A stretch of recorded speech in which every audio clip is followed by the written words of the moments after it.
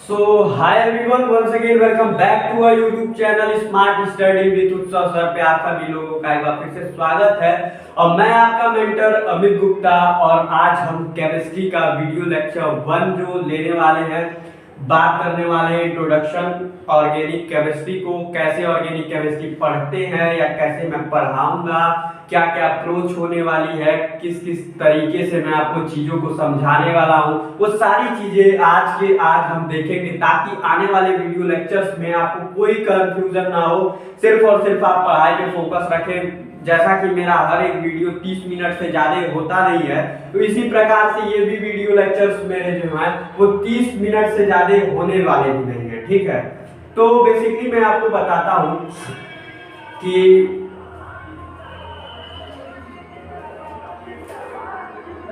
एक second,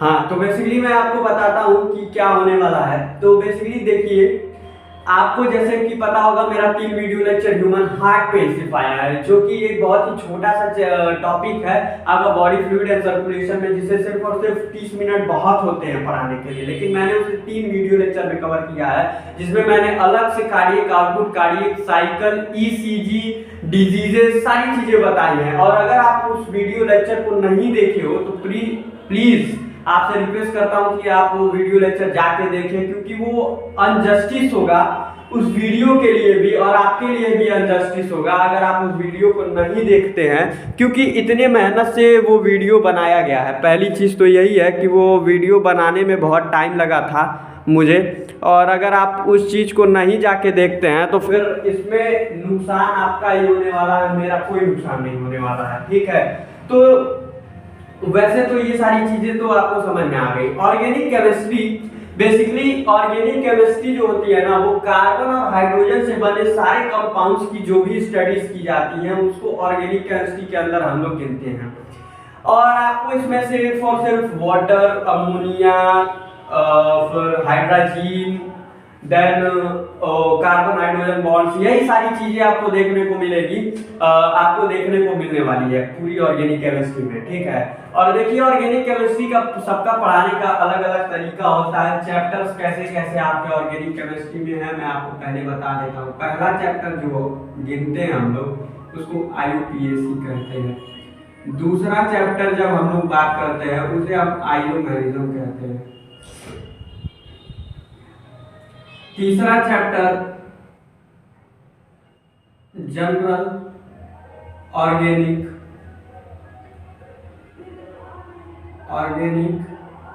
chemistry, general organic chemistry हो गया आपका, ठीक है। उसके बाद आपका जो चौथा चैप्टर आता है जिसको हम हैलोजन डेरिवेटिव या हेलो अल्केन, हेलो अरीन बोलते हैं। नेक्स्ट चैप्टर आपका इसके बाद जो आता है वो क्या होता है बच्चों, वो आपका जो नेक्स्ट चैप्टर आता है उसे हम अल्कोहल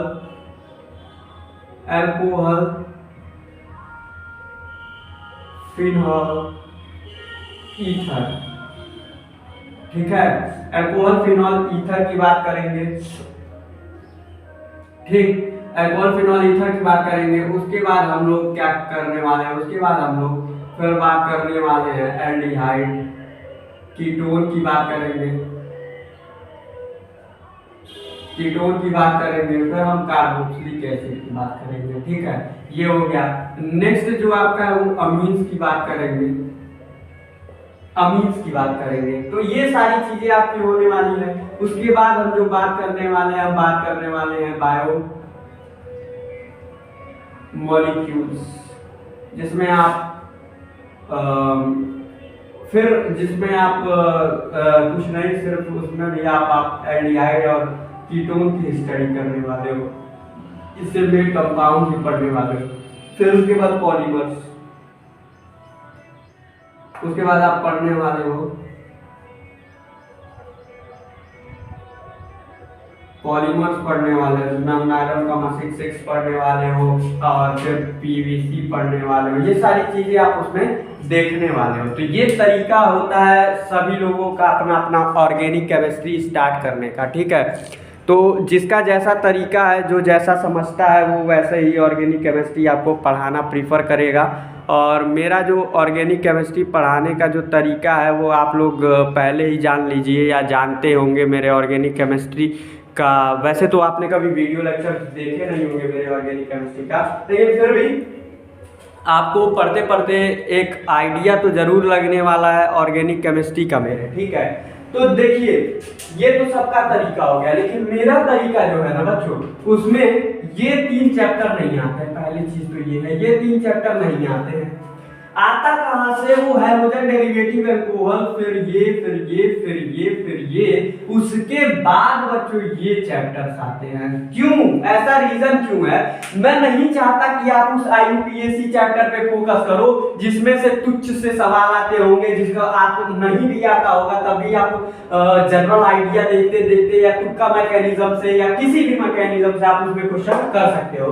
आइसोमेरिज्म की मैं बात करूं तो आइसोमेरिज्म बेसिकली बेटा क्या होने वाला है, आपको उसमें सिर्फ और सिर्फ आइसोमेरिज्म में ऑप्टिकल आइसोमेरिज्म पे ज्यादा फोकस करना है। और जो आपका ज्योमेट्रिकल आइसोमेरिज्म है उसमें आपको क्या देखना है, सिस और ट्रांस देखना है, जो कि मैं अभी क्लियर कर देता हूं।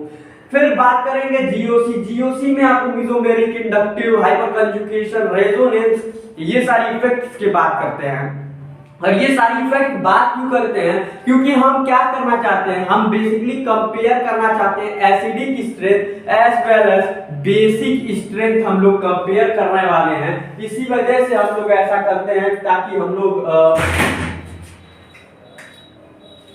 तो हम लोग ऐसा इसी वजह से करते हैं क्योंकि हम एसिडिक और बेसिक स्ट्रेंथ को कंपेयर करना चाहते हैं उन सारी चीजों में, ठीक है। अच्छा, इतनी सारी चीजें आपको समझ में आ गई हैं, ठीक। अच्छा, तो बात करते हैं आपसे पहले हम ये सारी चीजें तो आपको क्लियर हो चुकी हैं। और देखिए, मैंने आपको एक चैप्टर जो कि 11th के, ये तो 11th का पोर्शन ही है और ये 11th का पोर्शन है जिसमें 4 चैप्टर होते हैं। और यहाँ पे मैंने एक चैप्टर मिस किया था, हाइड्रोकार्बन। आपको अगर याद होगा हाइड्रोकार्बन, जो कि important, most important, very important chapter. Reason is that it is the backbone of your 12th chemistry and there are lots and lots of reaction, lots and lots of mechanisms are there which are going to repeat. You are repeatedly using those reaction, those chemical reaction, those GOP and all these things in that. And let me tell you one more thing, I am not going to teach you any reaction mechanism. The basic thing of my video lecture is that reaction mechanism के बिना आपको वो सारी चीजें समझाना चाहता हूं। क्यों? क्योंकि हर एक क्वेश्चन के पीछे रिएक्शन मैकेनिज्म अगर आप समझने जाओगे तो आपको बहुत ही टाइम लगने वाला है। क्योंकि देखिए, रिएक्शन मैकेनिज्म आपकी पूरी ऑर्गेनिक 3 चीज पे निपट सकती है। पहला तो carbocation mechanism, free radical mechanism, carbon ion mechanism, ये 3 मैकेनिज्म से आपकी पूरी केमिस्ट्री निपट सकती है। और अगर आपको मैं बात करने वाला हूँ इलेक्ट्रोलिसिस की बात की जाए तो इलेक्ट्रोलिसिस के केस में आपको देखना पड़ता है कि कार्बोकेटाइन मैकेनिज्म, कार्बानाइन मैकेनिज्म से आपका इलेक्ट्रोलिसिस हो जाती है, जिसमें कोल्बे इलेक्ट्रोलिसिस की बात करेंगे हम तो उस कोल्बे डिकार्बोक्सिलेशन में हम लोग कोल्बे इलेक्ट्रोलिसिस की बात करते हैं, जहां पे हम फ्री रेडिकल मैकेनिज्म देखेंगे। और एक हम लोग देखते हैं सोडा लाइम मैकेनिज्म, जहां कार्बोनिन की फॉर्मेशन होती है। Is that clear? कार्बोकेटाइन, कार्बोनिन आपने कभी सुना नहीं होगा, लेकिन मैं आपको बता देता हूँ, सारी चीजें मैं बताऊंगा, कुछ भी नहीं छोड़ूंगा, क्योंकि मैं आपको जीओसी, आइसोमेरिज्म और IUPAC नहीं पढ़ा रहा हूँ, तब तो सारी चीजें मुझे डिटेल में पहले ही बतानी पड़ेंगी। और मैं वही सारी चीजें बताऊंगा जो कि इंपॉर्टेंट है, ना कि कुछ भी कूड़ा कचरा मैं आपको यहाँ पे पढ़ाने वाला हूँ। और जैसा कि आपको मालूम होगा कि हमारे इस सीरीज का नाम है, इस सीरीज का जो हमारा नाम है ये ब्रह्मास्त्र सीरीज है। और ब्रह्मास्त्र एक ऐसा अस्त्र होता है जिसके आगे कोई भी दुश्मन टिकता नहीं है। और इतना बम मारेंगे, इतना बम मारेंगे कि सब धुआं धुआं कर देंगे कॉन्सेप्ट को, ठीक है। अच्छा, तो कुछ बेसिक चीजें जो है जो हम लोग ऑर्गेनिक केमिस्ट्री में पढ़ते समय फॉलो करेंगे। तो पहली चीज तो इंट्रोडक्शन आती है, जो कि मैं बातों ही बातों में दे दूंगा, ठीक है। तो उसको पढ़ने की कोई इंपॉर्टेंट नहीं है, कुछ जरूरत नहीं है। आप बच्चे तो हो नहीं बोर्ड्स वाले, कि आपको इंट्रोडक्शन पूछा जाए, बोर्ड्स वालों को भी इंट्रोडक्शन नहीं पूछते हैं बेटा, रिएक्शन मैकेनिज्म हो सकता है आपसे पूछ लिए जाए, किसी एक आध का पूछा जाता है, बाकी कुछ नहीं, वो भी मैं समझा दूंगा, आप वो भी लिख पाओगे, ठीक है। अच्छा तो और आगे देखते हैं। उसके बाद हाँ तो फिर देखिए उसके बाद हम लोग पढ़ेंगे जीओपी। जीओपी क्या है, सॉरी जीओपी ने एमओपी, एमएपी सुना था मैथ, लेकिन आप एमओपी क्या बोल रहे हो, method of preparation. What method of preparation, method of preparation को हम एमओपी बोलेंगे। उसके बाद कुछ फिजिकल प्रॉपर्टीज, और उस फिजिकल प्रॉपर्टी के बाद कुछ हम केमिकल प्रॉपर्टीज देखेंगे, और यहाँ पे आपका एक चैप्टर खत्म हो जाएगा। अच्छा इसी पे आपकी पूरी ऑर्गेनिक ही खत्म कर दूंगा। अब आपको लग रहा होगा कि अरे यार इतना इजी होगा, 5-6 एमओपी होंगे, कुछ फिजिकल प्रॉपर्टी होंगे जिसको याद करना नहीं है, कुछ केमिकल प्रॉपर्टी होंगे वो भी याद हो जाएगा, तो यही पर ऑर्गेनिक खत्म। जी हाँ ऑर्गेनिक ऐसी ही है, लेकिन ऑर्गेनिक क्या मांगता है, ऑर्गेनिक आपसे मांगता है practice make a man perfect, but I would like to change that quotation that practice make a man perfect in organic chemistry, ठीक है। अच्छा चलिए ये सारी चीजें हो गई। कभी कभी क्या होता है ना, ऑर्गेनिक केमिस्ट्री पढ़ते पढ़ते निराशाजनक हो जाते हैं। उसका रीजन क्या है, देखो दुनिया में किसी भी इंसान को, कोई टीचर आप मुझसे ही अगर डायरेक्ट पूछ लेते हो कि कोई भी चीज ऐसी अचानक से, तो उसको रिकॉल करने में वक्त लगेगा, मुझे खुद रिकॉल करने में वक्त लगेगा। अभी मैं ही आपसे पूछ लेता हूँ फ्रैंकलिन रिएक्शन बता दीजिए, तो आपको टाइम लगने वाला फ्रैंकलिन रिएक्शन में, जहाँ पे अगर मैं आपसे कैटलिस्ट पूछ लूँ तो आपको याद नहीं होगा Zn, वहाँ पे कैटलिस्ट होता है जहाँ पे हम लोग सोडियम को हटाकर Zn का यूज करते हैं, और ये जो सोडियम हमारा होता था वो हमारा विर्च रिडक्शन में काम आता था। सोडियम प्लस हमारा ये NH3 अमोनिया और ETOH का हम यूज करते थे, ठीक है। ये सारी चीजें हैं विर्च रिडक्शन, ओके। तो ये सारी चीजें हो गई हैं। अच्छा ये बेसिक्स तो आपको क्लियर हो चुके हैं। अब कुछ बेसिक्स चीजें, जैसे कि अगर मैं आपसे बात करता हूँ कार्बोकैटायन की बात करें, जो अगर मैं CH3 पॉजिटिव लिख देता हूं, इसका अर्थ ये है कार्बोकैटायन, इसका अर्थ ये होता है carbocation are electron deficient species, electron deficient species होते हैं। और कार्बन अनायन की बात करें तो ये बेसिकली आपको बच्चों इलेक्ट्रॉन सफिशिएंट स्पीसीज होती हैं। और फ्री रेडिकल की बात करने वाले हैं तो ये मान लेते हैं ये आपका एक 2 क्लोरीन का फ्री रेडिकल है। Is that clear to you और नॉट? देखो फ्री रेडिकल तो देखने में इजी लग रहा है, फ्री रेडिकल जनरेट करने का अपना अपना मैकेनिज्म है, कुछ एनर्जी यूज की जाती है फ्री रेडिकल को जनरेट करने के लिए, वो अलग चीजें हैं। लेकिन फ्री रेडिकल आपको कुछ इजी लग रहा है, लेकिन मैं आपको कुछ इसके बारे में फैक्ट्स बताना चाहूंगा। इलेक्ट्रॉन डिफिशिएंट कैसे है बेटा, देखो किसी चीज के ऊपर अगर पॉजिटिव आता है ना तो वो खींचेगा, क्या करेगा, वो चीजों को खींचेगा अपने तरफ। और खींचने का अर्थ ये है कि बेटा वो भिखारी हो चुका है, उसने डोनेट कर दिया चीजों को, और कोई चीज अगर डोनेट कर दे रहा है तो वो जाहिर सी बात है वो कैसा होने वाला है, वो आपका इलेक्ट्रॉन डेफिशिएंट स्पीसीज कहलाने वाला है। अब फ्री रेडिकल की कुछ बात कर लेते हैं। फ्री रेडिकल में 7 इलेक्ट्रॉन्स होते हैं, क्या होते हैं, 7 इलेक्ट्रॉन्स होते हैं, ठीक है, फ्री रेडिकल के केस में। अच्छा जैसे कि मान लेते हैं अगर मैं क्लोरीन का एक फ्री रेडिकल लिखूं तो ये आपके ल्यूविस डॉट स्ट्रक्चरवा के मदद से 7 इलेक्ट्रॉन यहाँ मैंने दिखा दिए। फिर मैं अगर मान लीजिए तो Cl माइनस लिखता हूँ जो कि क्लोराइड आयन है जिसमें सफिशिएंट नंबर ऑफ इलेक्ट्रॉन है, एक उससे ज्यादा है, मतलब 8 से ज्यादा है, और इसी को 2 गिन लेंगे और ये बाकी आप यहाँ पे रख सकते हैं, ठीक है। ये यहाँ पे 9 हो जाएंगे, ठीक। ये आपके एनायन हो गया है, ये आपका फ्री रेडिकल हो गया है। अब फ्री रेडिकल वर्सेस एनायन कर लेते हैं थोड़ा सा, वर्सेस एनायन। अच्छा जरा मेरी बातों को ध्यान दीजिएगा।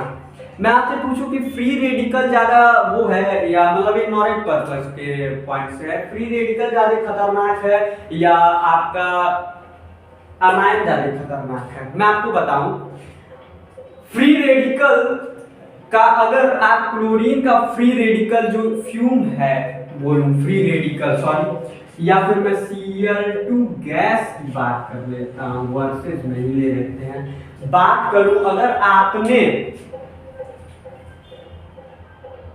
1 मिनट तक इसको सूंघ लिया, रेडिकल और गैस को अंदर इनहेल कर लिया, आपको दुनिया का कोई डॉक्टर भाई साहब बचा नहीं सकता। उसके बाद आपको ऊपर जाने का टिकट फ्री का कट चुका रहेगा।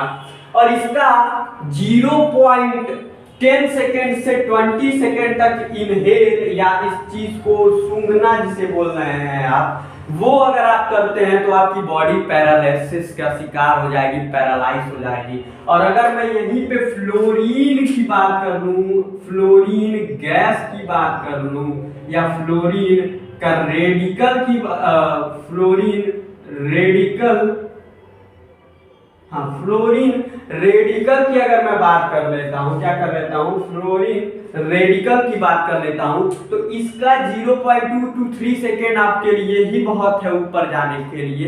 ये सीधा पैरालिसिस नहीं, सीधा टिकट काटने वाला वो बस है, इसमें आप सवारी करके देखिएगा। और रही बात chloride ion is not a very dangerous thing, the reason behind that is बेटा, आप हमेशा, आपको खुद याद होगा कि आप क्या कंज्यूम करते हो, आप Na+Cl- कंज्यूम तो करते ही करते हो। तो ions are not harmful for your body, but the free radical as well as the gases of halogen families are relatively very harmful to your bodies, and they are even so carcinogenic that they are going to cause you death. Is that clear? अच्छा, ये तो सारी fact की बातें थी जो मैंने आपको बता दिया, ठीक है। अच्छा, तो यहाँ पे सारी चीजें खत्म होती हैं, इंट्रोडक्टरी वीडियो था, यहाँ पे मैंने इंट्रोडक्शन दे दिया सारी चीजों का, क्या कैसे है, कब क्या पढ़ेंगे और क्या क्या सारी चीजें हैं, ठीक है। फ्री रेडिकल्स क्या है, फ्री रेडिकल देखो जनरेट कैसे होती है, उसके लिए एनर्जी चाहिए होती है, और सूरज की एनर्जी जो है वो बहुत ही काफी है। मैं आपको बता दूं, आपके एनवायरनमेंट में 25 किलो जूल की एनर्जी ऑलरेडी प्रेजेंट है। 25 kilo joules energy is already present in your environment, 25 kilo joules. और आपको बता दूं 5 किलो जूल की एनर्जी रिक्वायर्ड होती है किसी भी कंपाउंड को अपना वो करने के लिए, ट्विस्टिंग करने के लिए। मैं अगर आपसे बोलूं, वो कहते हैं रेस्ट्रिक्टेड रोटेशन के लिए इंपॉर्टेंट होती है किसी भी चीज के लिए। अगर आपको मैं ये पढ़ा रहा हूँ, क्या बोलते हैं, आइसोमेरिज्म पढ़ाऊंगा, उसमें मैं आपको बता दूंगा पूरा आइसोमेरिज्म के में डिटेल में मैं आपको बताऊंगा जब मैं ज्योमेट्रिकल आइसोमेरिज्म पढ़ाऊंगा। तो आप देख सकते हैं कि ये सारी एनर्जीज का ही खेल है, कहाँ से एनर्जी मिल रही है आपके एनवायरनमेंट में। सोचिए कि 25 किलो जूल एनर्जी अभी रूम टेम्परेचर पे प्रेजेंट है, सोचो।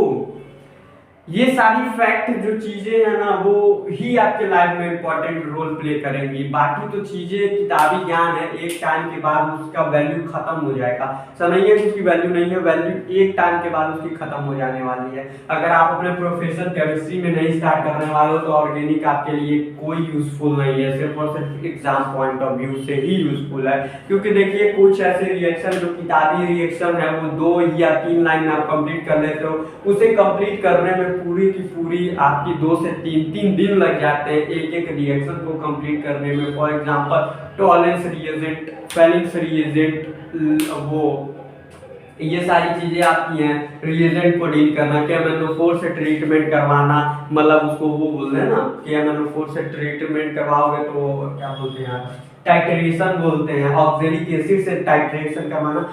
All those things are really useful, but you have to pay attention to that if you are continuing your career in it, so it is really very important। तो ये रहा आपका introductory lecture.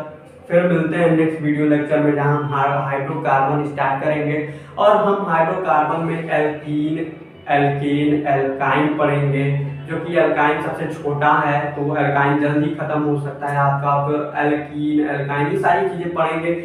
आपस में inter related सारी चीज़ें हैं। GOC और आइसोमेरिज्म, आयोपेक अलग से देखेंगे, लेकिन उससे पहले हम हाइड्रोकार्बन ही देखने वाले हैं। और मैं आपको बता दूं, हाइड्रोकार्बन आपके लिए एक ऐसा चैप्टर है जिसे आप छोड़ नहीं सकते और आपको छोड़ना भी नहीं है। मजेदार चैप्टर है, बड़े मजेदार तरीके से मैं आपको पढ़ाऊंगा, मजेदार ट्रिक्स, मजेदार कॉन्सेप्ट्स दूंगा, ताकि आप आगे के वीडियोस में उस सारी चीज़ों को यूज़ कर पाओ। जब आप अल्कोहल, फिनॉल, ईथर पढ़ोगे या और बाकी कार्बोक्सिलिक एसिड वाली सारी चीज़ें पढ़ोगे, तो आपको खुद रियलाइज हो जाएगा कि how important all those things were. So this is Sameer Gupta signing of. Video पसंद आ रहा है तो शेयर कीजिए और भी और लोगों को एकत्रित कीजिए, चैनल को ग्रो करने में मदद कीजिए। पता नहीं आप लोग क्या कर रहे हैं, कहाँ से सब्सक्राइबर ला रहे हैं, शेयर कर रहे हैं या नहीं कर रहे हैं, मुझे नहीं मालूम, लेकिन हाँ खैर आपको ये चीज़ें करनी पड़ेंगी, ताकि इतना अमेजिंग वीडियो लेक्चर्स जो हैं वो सिर्फ आप तक ही न रह पाए और भी लोगों इसका फायदा उठा सके। Is that clear to you और not? So this is Sameer Gupta signing of.